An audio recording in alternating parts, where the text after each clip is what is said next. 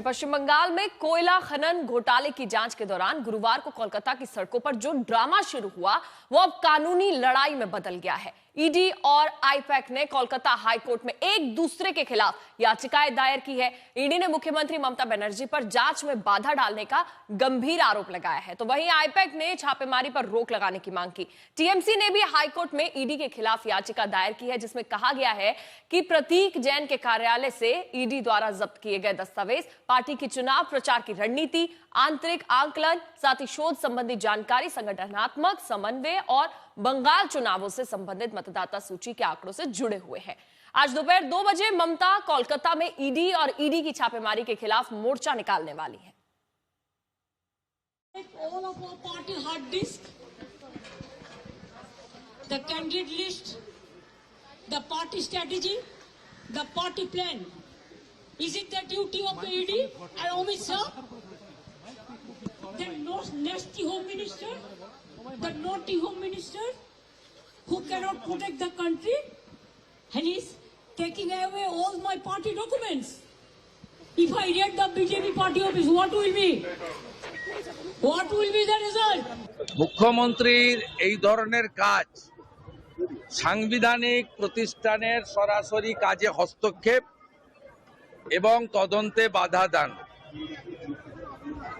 এটা একজন মুখ্যমন্ত্রী, তিনি শুধু রাজনৈতিক নেতা নেত্রী নন, প্রশাসনিক কর্তৃ। নিন্দা জানাই এবং ইডি নিশ্চয়ই তার ক্ষমতা বলে তারা তাদের মুখ্যমন্ত্রীর বিরুদ্ধেও ব্যবস্থা নেওয়া উচিত বলে আমার মনে হয়েছে। সেই ব্যবস্থা তারা আইনের মধ্যে থেকে নেবেন। मुख्यमंत्री ममता बनर्जी जो बात बोल रही है कि उनका पार्टी ऑफिस में ईडी आए हैं, ये सरासर झूठ है।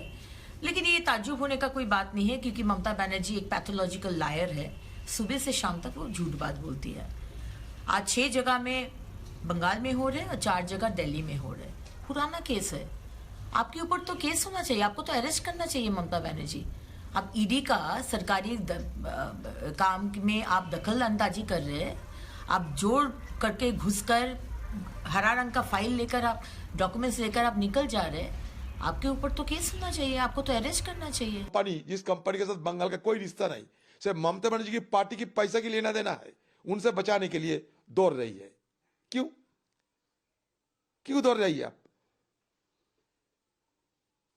जहां पुसाएगा वहां दौड़ेगी, और जहां आपको कुछ जरूरत नहीं है वहां चुप्पी सा दिलाओगे, चाहे जो भी हो। ये दो मुहिया राजनीति नहीं होना चाहिए। ये आईपैक छत्तीसगढ़ पार्टी के कान है और चोक है, एयर्स है एंड आईज है। तो आपने देखा किस तरीके से एक दूसरे पर तीखा वार किया जा रहा है। साथ ही फाइल के साथ ममता का एक पोस्टर भी जारी कर दिया गया है, वो भी आपने देखा होगा, जिसको ममता अपने साथ लेकर आई।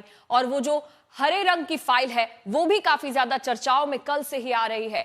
ऐसे में जो ईडी ने दावा किया है कि आईपैक प्रमुख प्रतीक जैन के घर से ममता महत्वपूर्ण साक्ष्य जबरन अपने साथ ले गई, उसको लेकर भी अब और जांच पड़ताल की जाएगी। ममता ने क्या कुछ कहा है वो आप देखिए। भाई, आईपैक पर रेड क्यों डाली गई? कोयला घोटाले से जुड़े 10 करोड़ रुपए के उस मामले पर। ऐसे में प्रतीक जैन के घर भी ममता बनर्जी पहुंची, कई फाइलें वो अपने साथ वहां से ले गई।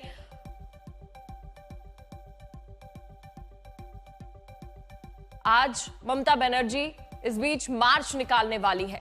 उन फाइलों में क्या था, यही सवाल बना हुआ है। टीएमसी का पूरा डेटा था या कोई सबूत उसमें थे? कई फाइलें ममता बनर्जी अपने साथ वहां से लेकर चली गई। रेड के दौरान क्या कुछ हुआ वो आप समझ रहे हैं। अनुपम हमारे सहयोगी जुड़ गए हैं ज्यादा जानकारी के लिए। अनुपम, आज पूरे इस राजनीति में क्या कुछ बड़ा होने वाला है, अपडेट दीजिएगा। ये देखिए, आज की जो राजनीति है उसका जो खाका है, उसके जो पत्र हैं वो खोले जाएंगे हाईकोर्ट में, क्योंकि हाईकोर्ट में ईडी की ओर से भी मामला दाखिल किया गया है, आईपैक की ओर से भी मामला दाखिल किया गया है।